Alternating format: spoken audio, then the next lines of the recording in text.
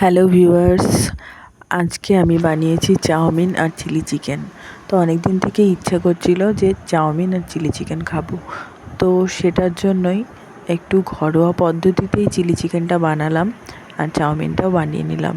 তো এই chilli chicken বানাতে আমি কি ব্যবহার করেছি বলো তো? ওই ডিমের গোলাতে একটু এই চিকেনগুলোকে চুবিয়ে ভেজে নিয়েছি।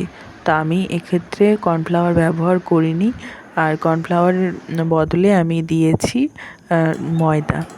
তো সেটা দিয়ে ব্যাটার তৈরি করে চিকেন পিসগুলোকে ভেজে নিয়ে সস দিয়ে আর সবজি ক্যাপসিকাম, গাজর, আলু, পেঁয়াজ সব কিছু, লঙ্কা সব কিছু দিয়ে ভেজে সস দিয়ে একটা মিক্সচার বানিয়ে আমি চিলি চিকেনটা বানিয়ে নিয়েছি। আর সন্ধেবেলায় বানিয়ে নিলাম চাউমিন।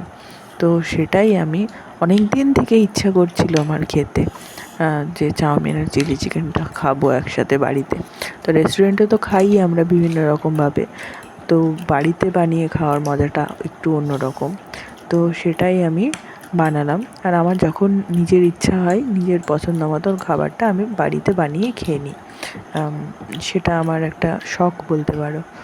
তো আমি একটু শান্তি করে খাই, আর তোমরা ভিডিওটা এনজয় করো। বাই।